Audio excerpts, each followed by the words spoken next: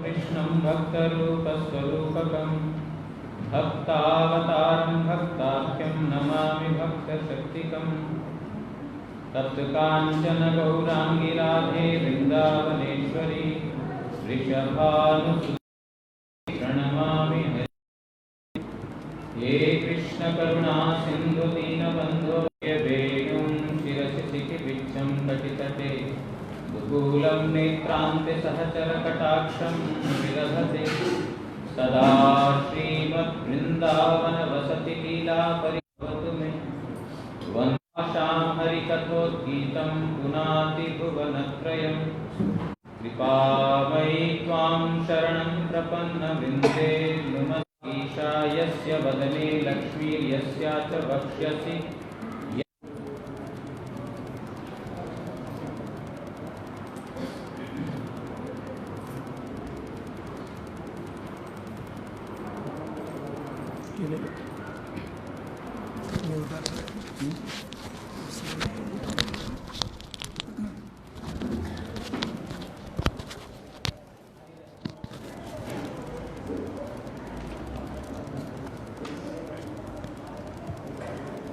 आज थोड़ा प्रयास करेंगे पहला 3 श्लोक व्याख्या करने का, तो सब लोग पहले मिलकर के पहला 3 श्लोक पढ़ेंगे।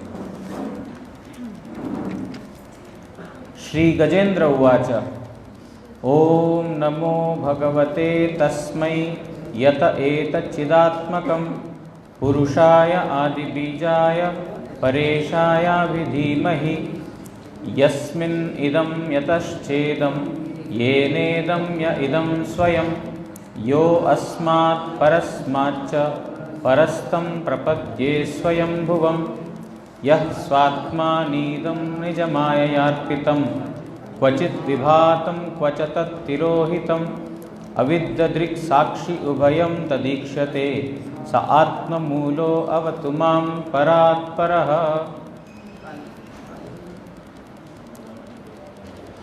गजेंद्र, यहाँ पर भगवान नारायण ही एकमात्र मेरा रक्षा करने वाला है। इस समय और कोई नहीं है। मेरा इस विषम विपत्ति से बचाने वाला नारायण को छोड़ करके और कोई नहीं है। तो इस प्रकार वो एक बुद्धि को केंद्र करके पूर्व जन्म में उन्होंने जो शिक्षा ग्रहण किया था, जो भगवान का स्तुति उन्होंने सीखा था, वो स्तुतियों को अभी वो करने लगा। कल हमने पहले वाला थोड़ा सुना था, थोड़ा और विस्तार से आज थोड़ा श्रवण करने का कोशिश करेंगे। कुछ लोगों ने बोला थोड़ा समझ में नहीं आया, तो कोशिश करते थोड़ा सा समझ में आया ऐसा प्रयास करता हूँ। तो उसके लिए आपको मुझे मदद करना पड़ेगा। मैं कुछ प्रश्न पूछूंगा, उसको उत्तर देना पड़ेगा। कई बार थोड़ा सा उससे क्लियर हो जाता है। ओम नमो भगवते तस्मै यत एतच्चिदात्मकं पुरुषाय आदिबीजाय परेशायाभि धीमहि। यहाँ पर उन्होंने बीजाक्षर से शुरू किया ओम। कल हमने श्रवण किया था ओम, जो उसका शब्द का अर्थ होता है जो ब्रह्म वस्तु त्रिविध प्रकार से, त्रिविध मतलब 3 प्रकार से ब्रह्म वस्तु को, भगवान को या ब्रह्म वस्तु को, तत्व वस्तु, तद वस्तु। थोड़ा सा ये यहाँ पर क्या है ना, शब्द के लिए थोड़ा सा कठिन होता है, क्योंकि ये यहाँ पर जागतिक शब्द नहीं लगते हैं, इसलिए थोड़ा सा शब्द के ऊपर थोड़ा सा ध्यान देंगे। अब 1, 2, 3, 4 दिन थोड़ा सा मुश्किल होगा, लेकिन बाद में आसान हो जाएगा। तत्व वस्तु, तत् किसको बोलते हैं? तत् मतलब वो, जो संस्कृत में तत् मतलब वो मतलब क्या है? जो इस जगत से परे है, इस जगत के ऊपर है, उस वस्तु को यहाँ पर बोला जा रहा है। तो वो वस्तु 3 प्रकार से जाना जाता है। 3 प्रकार से क्या क्या? कल हमने सुना था, ब्रह्म, परमात्मा और भगवान। ये 3 उनका प्रकाश है। जो ज्ञानी लोग हैं उसको ब्रह्म रूप में जानते हैं, जो योगी लोग हैं उसी को परमात्मा रूप में मानते हैं, और जो भक्त लोग हैं उसी वस्तु को भगवान के रूप में मानते हैं। अब हमारा सुधीर बोलेगा हमको कि वो तत्व वस्तु जो भगवान समझ लेते हैं वो बड़ा है या छोटा है या दोनों के बीच है?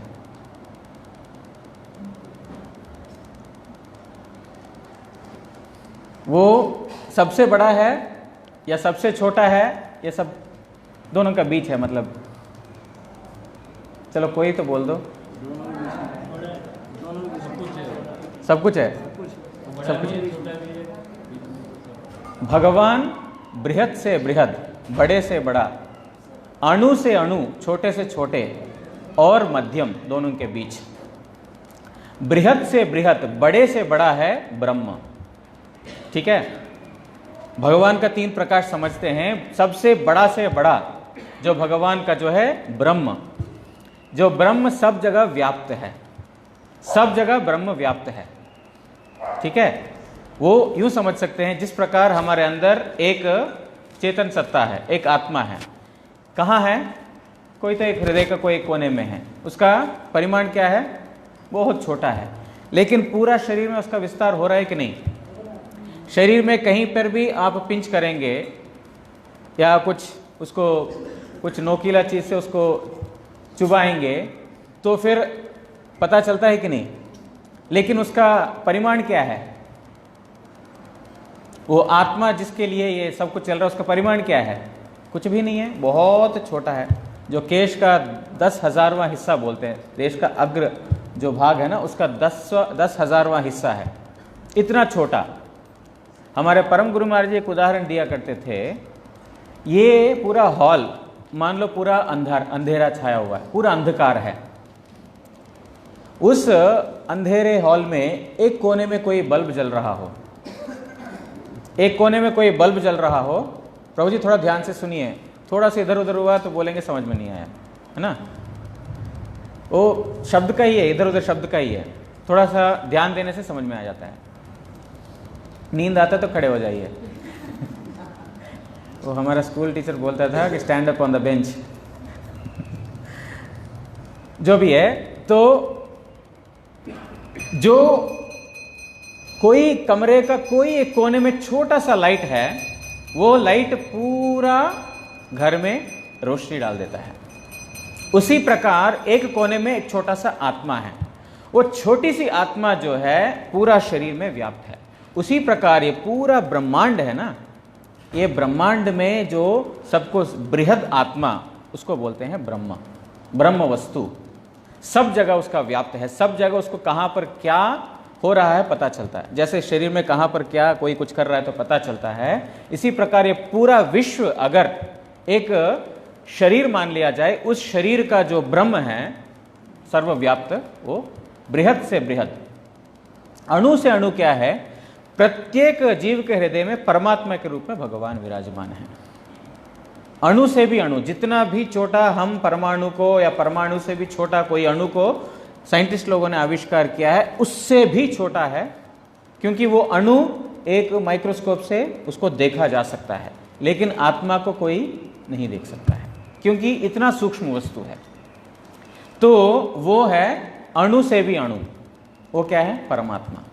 तो भगवान क्या है? मध्यमत्व। ये देखिए, उनका एक आकार है, बहुत बड़ा भी नहीं है, बहुत छोटा भी नहीं है। एक साधारण एक मनुष्य के जैसा, या तो कोई नरसिंह के जैसा, कोई कच्छप के जैसा, उसी प्रकार का एक आकार लेकर के भगवान आते हैं, जिसको बोलते हैं मध्यमत्व। तो भगवान का जो तीन ब्रह्म परमात्मा भगवान हैं, ये तीन बृहत्व, अणुत्व और मध्यमत्व, समझ में आया? बृहत्व, अणुत्व और मध्यमत्व, ये तीनों को प्रकाशित करता है, क्योंकि भगवान मतलब ये है कि उनके अंदर सब कुछ है। तो ये ओम वस्तु उस तत्व वस्तु जो ये सब है उसको सूचित कर रहा है। लेकिन उसमें से किसको गजेंद्र प्रार्थना कर रहे हैं? ओम नमो भगवते। भगवते मतलब उसमें जो भगवत प्रकाश है। क्यों भगवत प्रकाश? क्योंकि ब्रह्म और परमात्मा से श्रेष्ठ है भगवान। कल हमने श्रवण किया था, जिस प्रकार एक लाइट टॉर्च मारने से दूर से लगता है सिर्फ रोशनी रोशनी है, नजदीक जाने से थोड़ा उसका एक बिंब जैसा एक उसका आकार नजर आएगा, एक केंद्र है जहां से पूरा रोशनी आ रहा है। और नजदीक जाएंगे तो समझ में आएगा वो उसके पीछे कोई एक विद्युतमान शक्ति है जो ये ज्योति को प्रकाशित कर रहा है। तो ये भगवान जब नहीं होता है तो फिर ये ज्योति और परमात्मा का अस्तित्व नहीं होता है। इसीलिए ब्रह्म भगवान, उसका जो भगवत अनुभूति सर्वोत्तम अनुभूति है। जो ज्ञानियों का कल हमने श्रवण किया था, ज्ञानी लोग मद्गते अंतरान्मत आत्मनः, जो ज्ञानी योगी सर्वोत्तम योगी कहलाया जाता है, जो मेरे को अंतरात्मा में दर्शन करता है।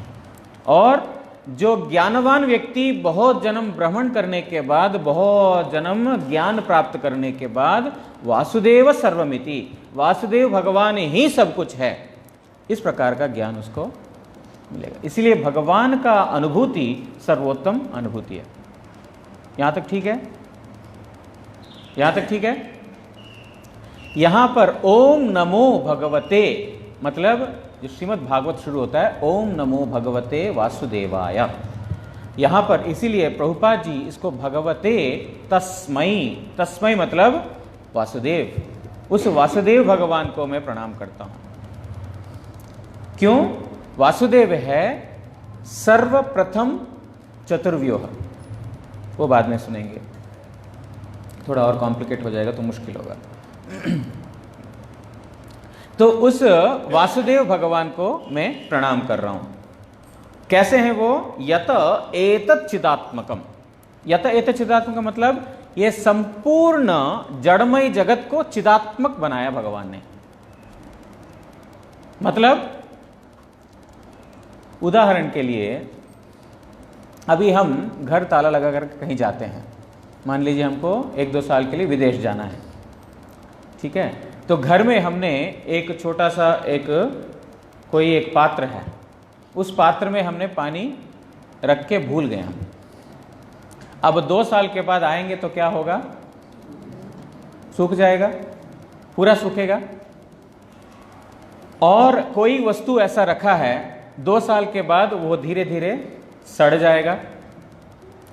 वही आप कोई उस कमरे में कोई चींटी को या कोई छोटा छोटा कोई प्राणी है उसको छोड़ के आए, उसको क्या होगा?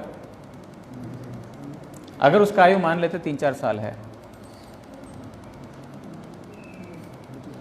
वो कहीं ना कहीं रास्ते से निकल जाएगा। वो जिस स्थान पे आपने छोड़ा उस स्थान पे वो नहीं मिलेगा, वो उस स्थान पे नहीं मिलेगा।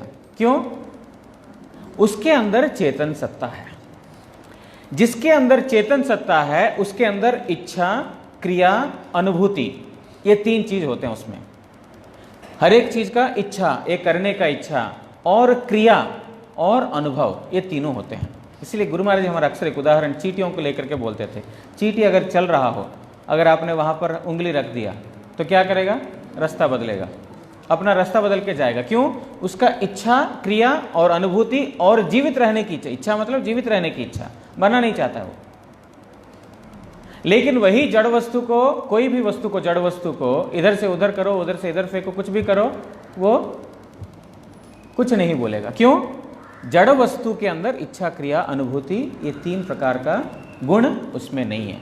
तो ये संपूर्ण विश्व में चिदात्मक बनाया। चिदात्मक मतलब देखिए, प्रकृति, कुछ लोग सोचते हैं प्रकृति जड़ है, वास्तविकता में प्रकृति जड़ नहीं है। प्रकृति के अंदर पीछे एक चेतन आत्मा है। कैसे? नदी बह रही है, नदी बह रही है मतलब क्या है? उसके पीछे कोई तो चेतन सत्ता है जो नदी को प्रवाह दे रहा है। इसीलिए जो चलती हुई पानी, जो पानी चल रहा होता है ना, जो नदी वगैरह में, वो कभी भी गंद नहीं मारता है, उससे कभी दुर्गंध नहीं आता है। लेकिन कहीं पर एक इकट्ठा हो पानी, वहां पर दुर्गंध आता है। क्यों? मैटर, जो जड़ वस्तु, एक समय उसका नाश होना निश्चित है। लेकिन जो प्रवाहमय, जिसका एक क्या बोलते हैं, जिसमें जीवन है, वो कभी भी, मतलब ये शरीर से जब आत्मा निकल जाती है उसके बाद सड़ेगा जरूर।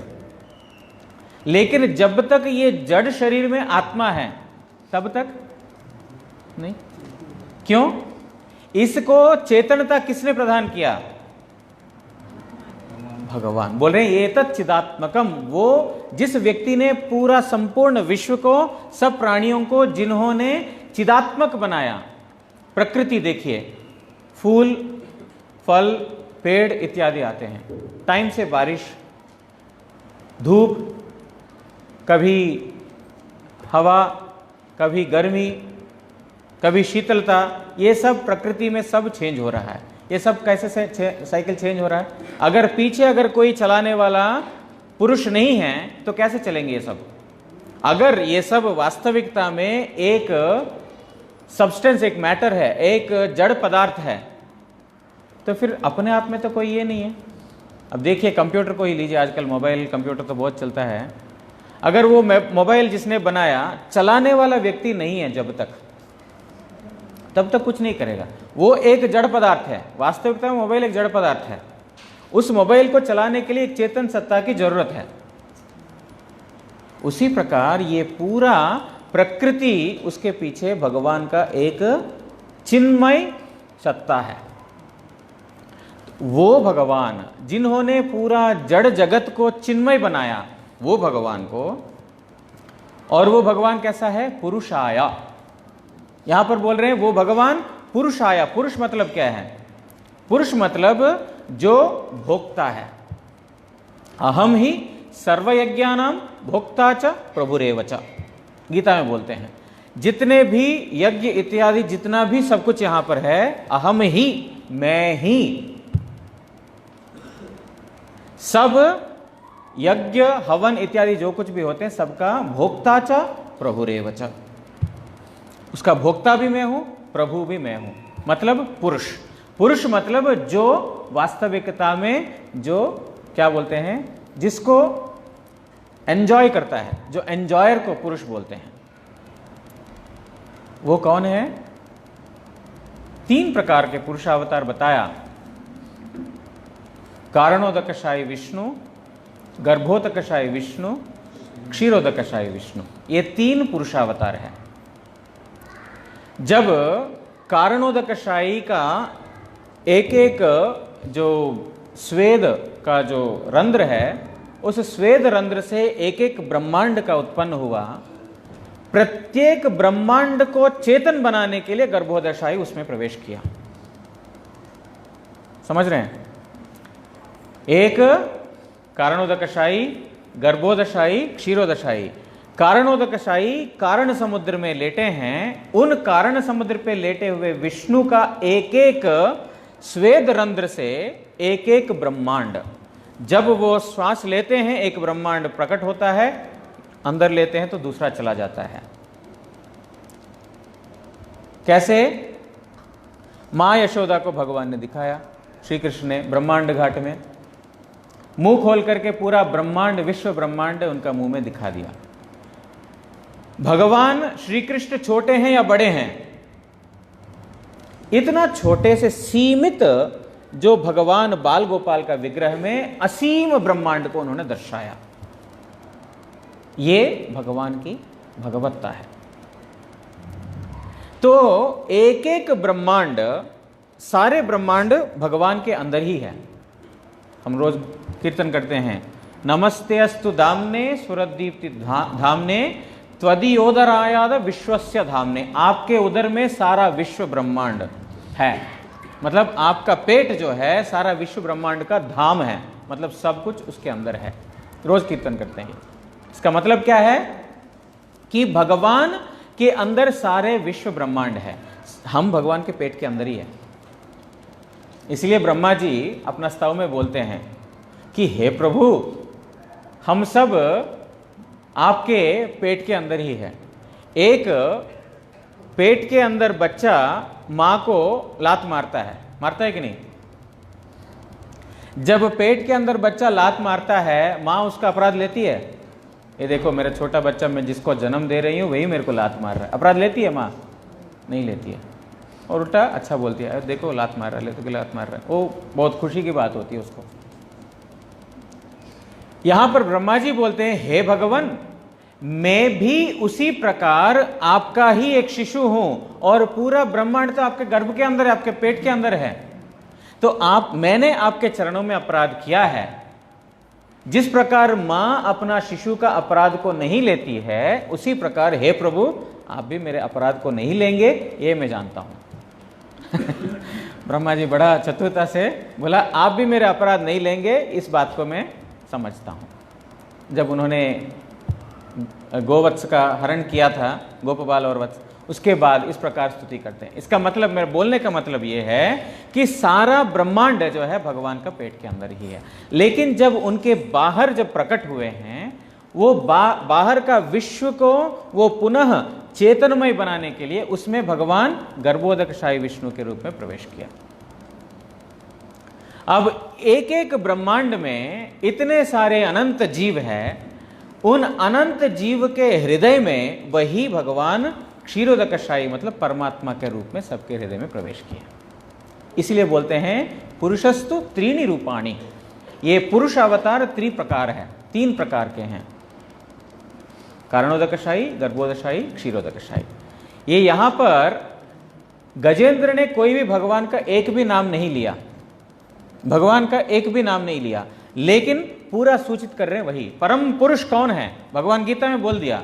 अब कई बार इसको नास्तिक लोग, ये क्या बोलते हैं, जो निराकारवादी लोग, जो भगवान का आकार को, भगवान का रूप को नहीं मानते हैं, अगर वही व्यक्ति इसको टीका देते हैं तो बोलेंगे यहां पर तो कोई भगवान का नाम नहीं लिया, भगवान का कोई रूप का वर्णन नहीं किया। यहां बोलते हैं अरूपाया उरुरूपाया, बोलते हैं आपका कोई रूप नहीं है, लेकिन आपका बृहत रूप है।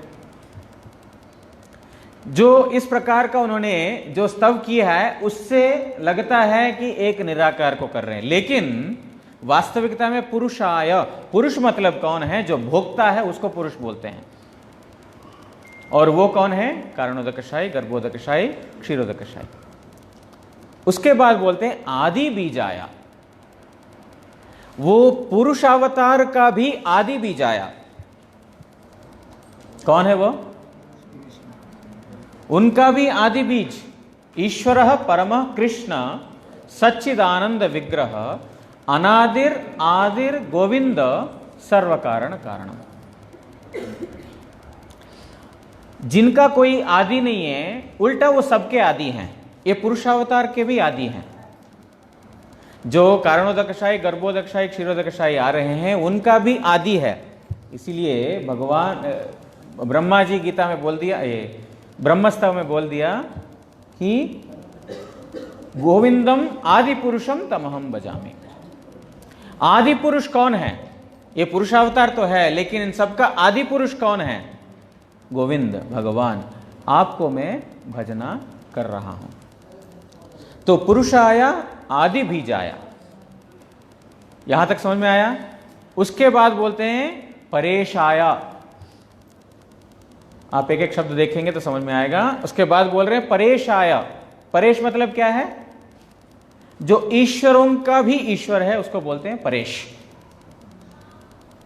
छोटे छोटे ईश्वर तो बहुत सारे हैं, हम भी छोटे छोटे ईश्वर हैं। घर में हम ईश्वर हैं, घर में जो घर चलाता है वो ईश्वर है, जो अपना पैसा कमा करके अपना सत्ता से पालन पोषण करता है वो ईश्वर है।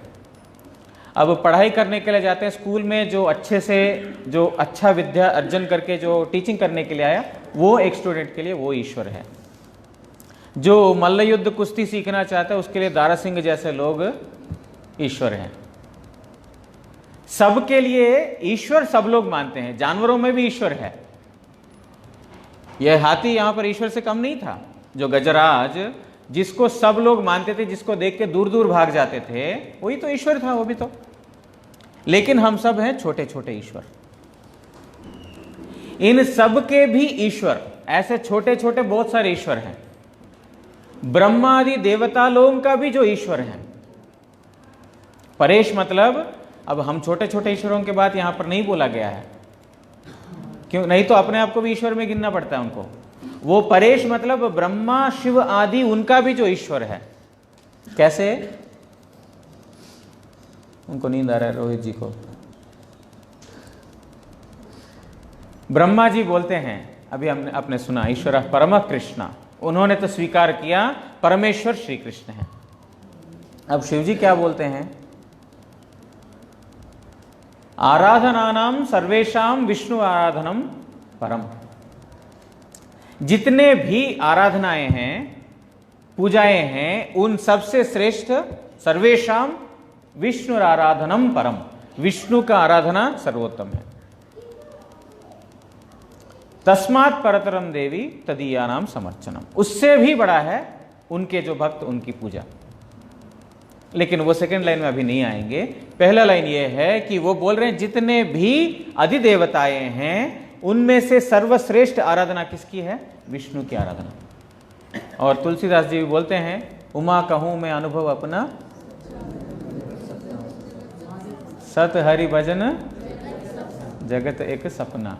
वो बोल रहे हैं मेरा अपना अनुभव बता रहा हूं। शंकर जी पार्वती को बोलते हैं कि मैं अपना अनुभव बता रहा हूं कि सत हरि भजन, वास्तविकता में हमेशा रहने वाला क्या है, हरि भजन। तो ब्रह्मा जी जिनको ईश्वर मानते हैं, शिव जी जिनको ईश्वर मानते हैं, वो परेशाया। यहां पर नहीं, ऐसा नहीं बोला जो ब्रह्मा के भी शिव हैं, ब्रह्मा के भी जो ईश्वर हैं, शिव के भी जो शिव ईश्वर है ना, वो बोलते हैं परेशाया, सबके जो ईश्वर है, धीमहि, मैं उनको ध्यान करता हूं। ध्यान करना मतलब क्या है, ध्यान किससे होता है, मन से होता है। जब तक मन उस भगवान के चरणों में अर्पित नहीं करते हैं तब तक ये हमारा मुख से बोल रहे, जैसे अभी हम लोग बोल रहे हैं, मुख से बोल रहे हैं, लेकिन इसके ऊपर हमारा मन केंद्रित नहीं है, तो वो मुख से बोलना ही हो गया। लेकिन यहां पर बोल रहे हैं वो भगवान को मैं धीमहि ध्यान करता हूं।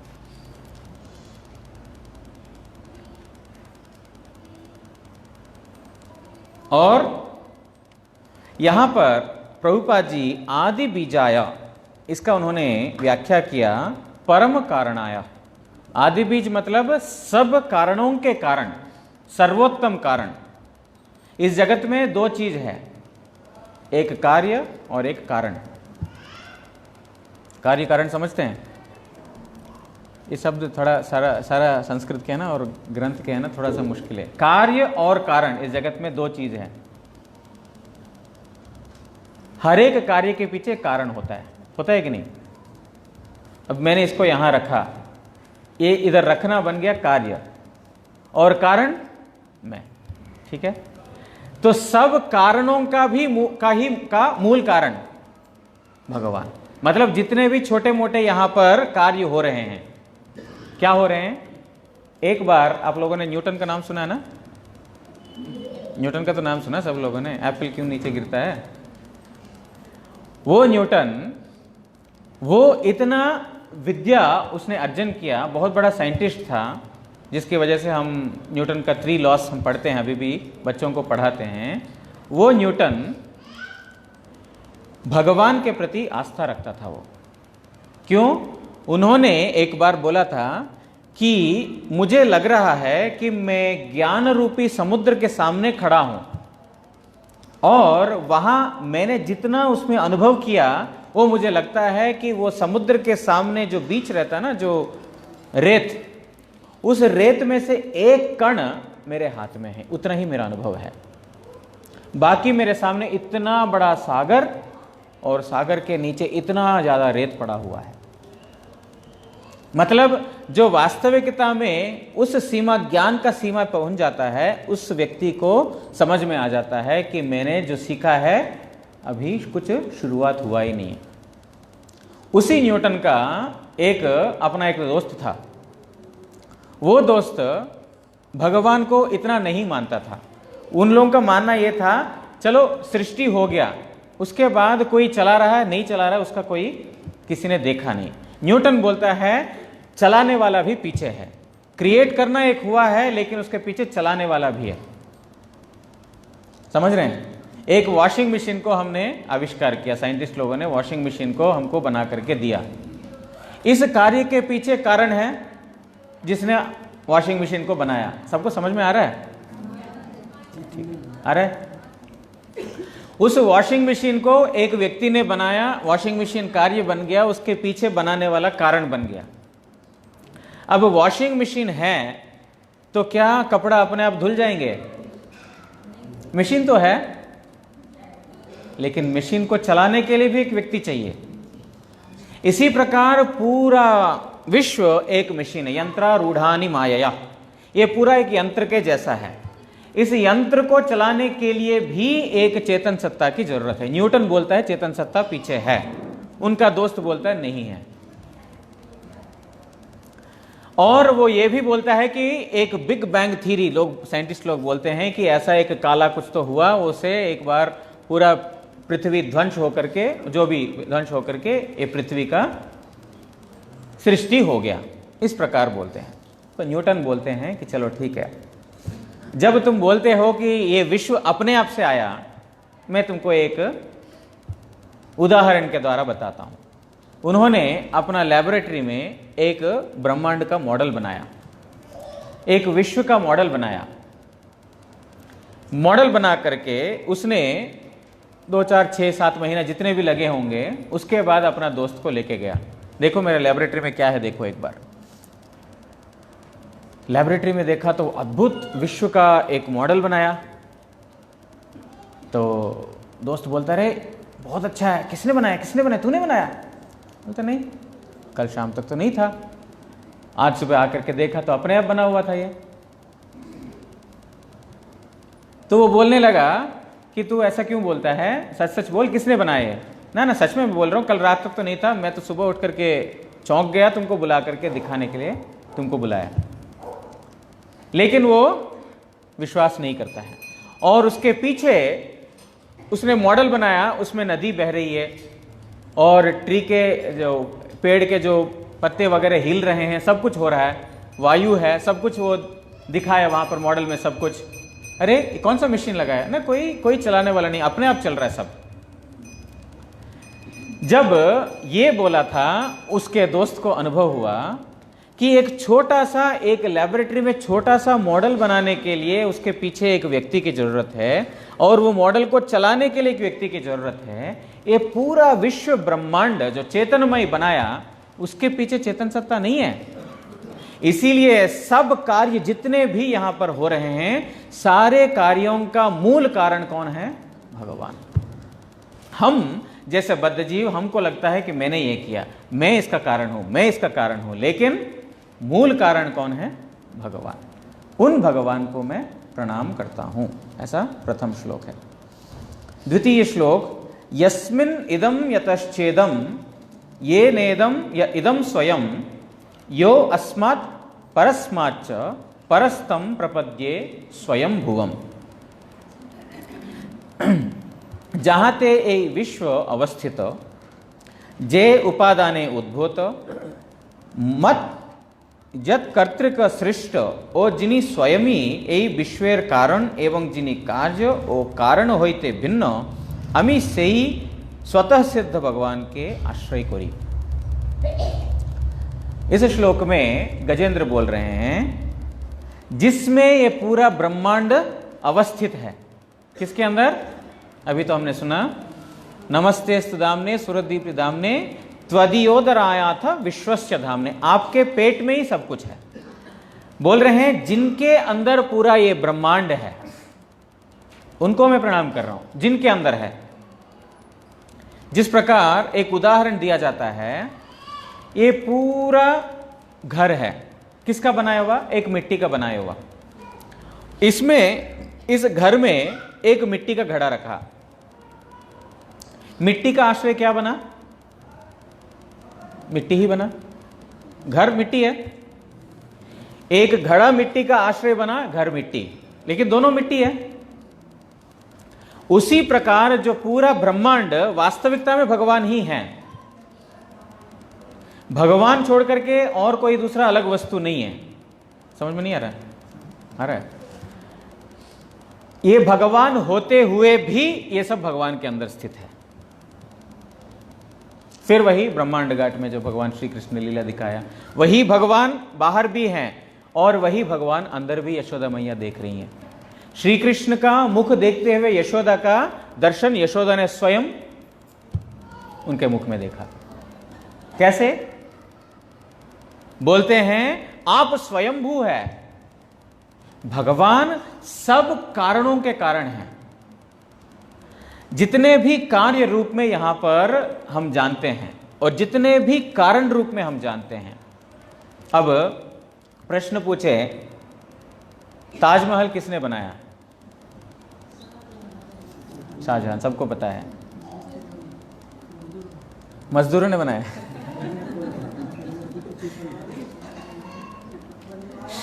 वो ताजमहल बनने के लिए कारण क्या रहा बताइए?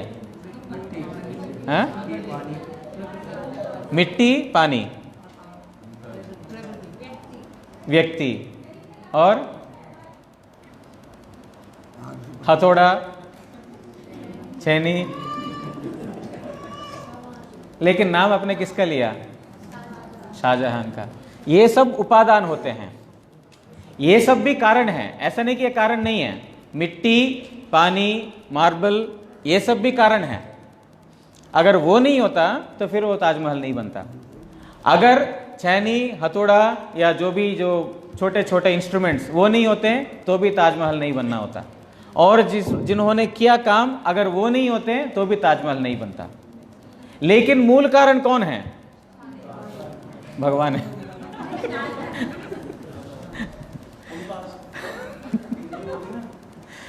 मतलब बोलने का मतलब यह है कि एक होता है उपादान कारण। उपादान कारण मतलब होता है जो बनाने के लिए जो वस्तुओं की जरूरत है उसको बोलते हैं उपादान।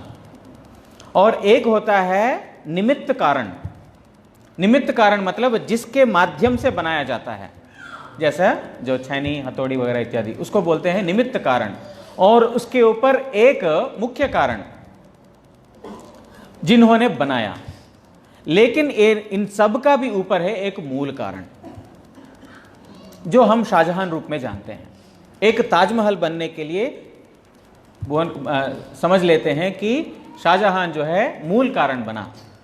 उसी प्रकार इस जगत में उपादान कारण है। उपादान कारण मतलब भूमि, आपो, अनलो, वायु, खम, मन, बुद्धि, अहंकार, इंद्रिय विषय वस्तु, ये सब इस जगत में जरूरत है। और त्रिगुण, ये सब क्या बोलते हैं इसको? जैसे सीमेंट, बजरी और पत्थर इत्यादि है ना, वो इस प्रकार है। हाँ जी, मैं ये बोल रहा था कि शाहजहां क्यों बनाया? मुमताज के लिए बनाया। अब उदाहरण जो है ना, उदाहरण के लिए लीजिए आप। ऊपर है प्रेम के लिए बनाए। हाँ, उदाहरण को समझाने के लिए है, ठीक है। वो बात हम और आगे बढ़ेंगे। हाँ, प्रेम के लिए बनाया। हाँ, प्रेम के लिए बनाया। लेकिन अभी यहाँ पर उसका नहीं है, अभी प्रेम भक्ति की बात नहीं हो रही है। यहाँ पर भगवान का, भगवत्ता का, मूल कारण का यहाँ पर वर्णन हो रहा है। एक्चुअली उनका बोलना गलत नहीं है, क्योंकि इस जगत का उदाहरण ना हमें कभी भी भगवान के साथ तुलना नहीं किया जा सकता है। लेकिन हमारा बुद्धि जो है ना, भगवान का, भगवत वस्तु को समझ नहीं सकता है, इसीलिए इस जगत का कोई वस्तु को उदाहरण देना पड़ता है। अब सीधा बोले परेश आया, अच्छा जी परेश आया, ठीक है, लेकिन वो परेश आया कैसे समझाएंगे तो फिर समझ में आएगा। उसके लिए थोड़ा सा हमारा बुद्धि में जो, हमारा एक्सपीरियंस में जो, उस हिसाब से एग्जाम्पल देना पड़ता है। इसीलिए जो उदाहरण दिया जाता है, जो युक्ति दिया जाता है, वहीं तक उसको लेना चाहिए। जैसे मैं अक्सर बोलता हूं, भगवान को कमलाक्ष बोलते हैं, जिनके आंख कमल के जैसे हैं। अब कमल तो मुरझा जाता है, आप बोलोगे भगवान का आंख भी मुरझा जाएंगे तो फिर लेकिन वहां पर ये लागू नहीं होता है, भगवान का मुरझा नहीं जाता है। लेकिन जो विश्व में सबसे अधिक सुंदर जो है उसके साथ भगवान का तुलना है, लेकिन जो उस वस्तु का जो स्वभाव है वो भगवान के स्वभाव के साथ नहीं लगेगा। इसी प्रकार जगत का कोई भी एग्जाम्पल सिर्फ समझने तक है। तो जो भी है, मुख्य पॉइंट पे आते हैं। यहां पर जो उपादान, जो इस जगत को बनाने के लिए मिट्टी इत्यादि, जो जिसका भूमि, आपो, अनलो, वायु, मतलब भूमि, वायु, अग्नि, जल और आकाश इत्यादि जो चीज़ों की जरूरत, और इसके अलावा जो आँख, कान, नाक इत्यादि, और दर्शन करने के लिए रूप रस गंध इत्यादि, ये सब क्या है? ये एक पदार्थ है जिससे बनाया। उसका कारण कौन है? भगवान। उसके बाद उसको बनाने के लिए, मतलब ये ब्रह्मांड को बनाने के लिए एक चेतन सत्ता जरूरत है। वो चेतन सत्ता कहां से आ रहा है? भगवान है। ऐसा देखने को लगता है एक मां बच्चे को जन्म दे रही है, एक कारण मां है, या तो जो एक पुरुष ने बीज दिया है कारण पुरुष है, ऐसा लगता है। लेकिन वो बीज कहां से आया? वो माता के गर्भ में बच्चे को बड़ा करने का शक्ति कहां से आया? वो है मूल कारण। जो छोटा छोटा चीज का कारण हम बन सकते हैं या हम अहंकार कर सकते हैं हम कारण हैं, लेकिन सभी कारणों का मूल कारण है भगवान। तो यहां पर वही बोल रहे हैं, जे उपादाने उद्भूत, जिन उपादान मतलब जिन पदार्थों से इस जगत प्रकट हुआ है या बना हुआ है, जत कर्तृक सृष्ट, जिनसे सृष्ट हुआ है ये विश्व, जिन्हीं स्वयं ही ये विश्व कारण, और जो स्वयं ही ये विश्व का कारण है, बनने का कारण है। यतो वा इमानि भूतानि जायन्ति येत जातानि जीवन्ति, मतलब इस जगत में जो जो प्राणी जन्म लिए हैं उसका मूल कारण भगवान है। जिन्होंने जन्म लिया उसका जीवन पोषण करने का कारण भगवान है। यत् प्रयन्ति अविशम विशन्ति, और जो जीव इस संसार से जाने के बाद जिनके अंदर प्रवेश करते हैं, तद जिजिज्ञस्व ब्रह्मा, वो ब्रह्म वस्तु, वो भगवान है। मतलब जिनसे आए हैं, जिनके अंदर जाएंगे और जिनके माध्यम से हम सब पालित हैं, वो है वो भगवान। उन भगवान को ये बोल रहे हैं कि मैं वंदना कर रहा हूं। जिन्हीं कार्य ओ कारण होते भिन्न। देखिए, इतना कुछ बनाया भगवान ने, इतना कुछ बनाने के बाद भी इन सब से वो भगवान अलग है। कैसे? अब मान लीजिए मैंने एक छोटा सा घर बनाया, उस घर में बनाने के बाद आपको रहने के लिए दिया, रेंट पे दिया। मैं बोलूंगा कील नहीं ठोकना, मैं बोलूंगा इसमें जो है बिजली ज्यादा खर्च नहीं करना, सुबह ये टाइम में पानी आएगा, शाम को ये टाइम में पानी आएगा, बस इतने टाइम में तुमको यूज करना है, और रात को 10 बजे से पहले तुमको घर पे आना है। इतने कंडीशंस रखते हैं। भगवान ने पूरा विश्व ब्रह्मांड बनाया, सबका कारण वो है, लेकिन हमारे ऊपर इतना फ्रीडम दे रखा है, जो मर्जी करना है करो। कार्य और कारण से भिन्न। मैंने अगर कोई छोटा चीज को भी मैंने बनाया, उसके ऊपर मैं अपना नेतृत्व दिखाता हूं, ये मेरा है, जैसा मैं चाहता हूं उस वस्तु को ऐसा चलाना है। लेकिन भगवान नहीं, जैसा मर्जी तुम इस ब्रह्मांड को जैसा, लेकिन वो बता दिया, देखो ऐसा जियोगे तो तुम मेरे पास आओगे, लेकिन तुम जैसा चाहो वैसा जी सकते हो। वो फ्रीडम भगवान ने दे दिया। क्यों?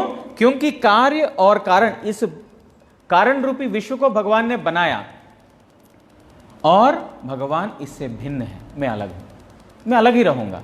अगर तुम मुझे चाहते हो तो मेरे पास आ जाओ। देखो, जब जितने भी जो यादवगण जितने भी चले गए थे, भगवान को थोड़ा सा भी दुख नहीं हुआ। अब हमारा घर का कोई एक बंदा चला जाता है, हम रोते हैं, पीटते हैं, चिल्लाते हैं, इतना कुछ करते हैं, पूरा यदुकुल उनके सामने नष्ट हो गया। कुछ भी नहीं, उनको पता भी था मरने वाले हैं, उनको पता भी था ये खत्म होने वाले हैं। ना दुख तब हुआ, ना जाने के बाद दुख हुआ। क्यों? उन्होंने सृष्टि किया, सृष्टि करने के बाद उसके साथ वो लिप्त नहीं होते हैं। हम कोई भी वस्तु को हम कुछ बनाते हैं, कुछ करते हैं, ये मेरा है, ये मैंने बनाया है, सोच समझ के सावधानी से उसको यूज करो, हमारा उसके ऊपर अधिकार दिखाते हैं। लेकिन भगवान नहीं। इसीलिए इतना कुछ जगत ध्वंस होने के बावजूद भी कुछ लेना देना नहीं। कुछ लोग पूछते हैं, वहां पर सुनामी आया, यहां पर यह हुआ, इतने लोग मर गए, उतने लोग, भगवान हैं तो फिर क्यों नहीं रक्षा करते हैं? बहुत लोग पूछते हैं, एक बार गुरुजी का प्रोग्राम आईआईटी में कराया था, तो उसमें उस समय ही वो सुनामी आया था दक्षिण भारत में।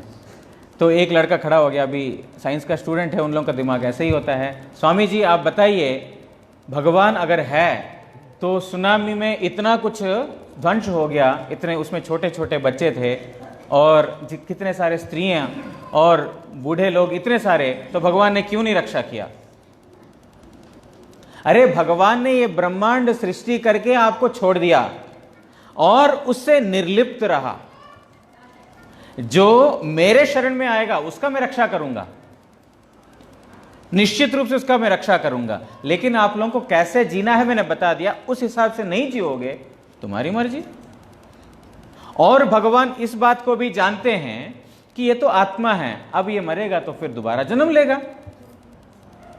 भगवान तो उस आत्म तत्व है, वो तो मतलब उनको तो अलग से कोई वेद शास्त्र बोलने की जरूरत नहीं है। लेकिन हम मायाबद्ध होकर के सोचते हैं कि जीव मर गया, अब भगवान ने कुछ देखा नहीं, कुछ क्या है ये? क्यों? क्योंकि भगवान संपूर्ण ज्ञानमय विग्रह है। हम अपना अज्ञानता से हम सोचते हैं कि कोई मर गया, भगवान ने कुछ किया नहीं, कुछ ये नहीं किया, लेकिन ये हमारी अज्ञानता है। इसीलिए पूरा ब्रह्मांड भी जब ध्वंस हो जाता है ना, उनका ही क्रिया किया हुआ है। अब जब सब लुप्त हो जाता है, भगवान रोते नहीं है बैठ करके, जैसा हमारा कुछ घर का उजड़ जाता है तो रोते हैं, भगवान कुछ नहीं रोते हैं, बस हो गया एक घटना, बस हो गया और क्या, फिर सृष्टि कर देंगे। जिनके अंदर सत्ता है उस व्यक्ति को क्या इस बात का दुख है? और जिसको मालूम है जीव जो है कभी भी मरणशील नहीं है, उस व्यक्ति को कभी भी नहीं है। तो बोल रहे हैं जिन्हीं कार्य कारण होते भिन्न, कार्य और कारण वो है, उसके बावजूद भी इससे अलग है। भगवान का मतलब एक ऐसा एक तत्व है कि कार्य और कारण भी स्वयं है, लेकिन उस कार्य और कारण से भी अलग है। और जिन्हीं से ही स्वतः सिद्ध भगवान, वो स्वतः सिद्ध भगवान, स्वतः सिद्ध भगवान मतलब जो अपने से ही स्वयंभू, अपने आप से प्रकट जो हैं। वैसा देखने को लगता है कि मैया देवकी है और वसुदेव हैं, लगता है यशोदा देवी है, लगता है कि क्या बोलते हैं रामचंद्र का दशरथ है, लेकिन देखने के लिए ऐसा लगता है, लेकिन वास्तविकता में उनका कोई माता पिता नहीं है। वो उनकी असीमता है, उनके अंदर ये भगवत गुण है कि उन लोगों को माता पिता के रूप में वर्ण करते हैं। क्यों? देखिए प्रहलाद को मारने के लिए खंबे से आया, वहां पर तो कोई माता पिता नहीं है। अगर माता पिता की जरूरत पड़ती तो फिर वहां पर भी तो कोई माता पिता का गर्भ से जन्म लेकर के करना पड़ता। और जब कारागार में देवकी और वसुदेव को दर्शन कराया था, उस समय चतुर्भुज नारायण रूप में दर्शन कराया था उन्होंने, चतुर्भुज नारायण रूप में दर्शन कराया था। क्यों? और हम लोग जैसा पेट से निकलते हैं ऐसा नहीं निकला, हृदय से बाहर आया। भागवत उठा करके 10वें स्कंद पढ़ें, वो हम जैसा जो गर्भ से आते हैं उस प्रकार गर्भ से नहीं निकला, देवकी का हृदय से प्रकाशित होकर के सामने आए चतुर्भुज नारायण रूप में। देखने के लिए लगता है कि माता देवकी ने उसको जन्म दिया, लेकिन वो नहीं है, क्योंकि वो स्वयंभू, जब वो इच्छा करते तब प्रकट हो सकते हैं, जब इच्छा करें तब प्रकट कर सकते हैं। कच्छप इत्यादि मोहिनी अवतार, ये अवतार, वो अवतार, इतने सारे अवतार हुए, अपने इच्छा से वो अवतरित हुए, अपनी इच्छा से वो चले गए। किसी को लग सकता है, व्याध को लग सकता है मैंने तीर मारा इसीलिए गया, लेकिन उस कार्य का भी कारण भगवान है, वो स्वयंभू भगवान, उनको मैं वंदना करता हूं। ऐसा मैंने सोचा 3 करेंगे, लेकिन 2 में ही समय खत्म हो गया। समझ में आया? आज समझ में आया है? ये कल श्रवण करेंगे। कल तो बहुलाष्टमी है, राधाकुंड प्रकट तिथि, अच्छा तिथि भी है। पंचाकल्पतरुभ्यश्च कृपा सिंधुभ्येव च पतितानां पावनेभ्यो वैष्णवेभ्यो नमः।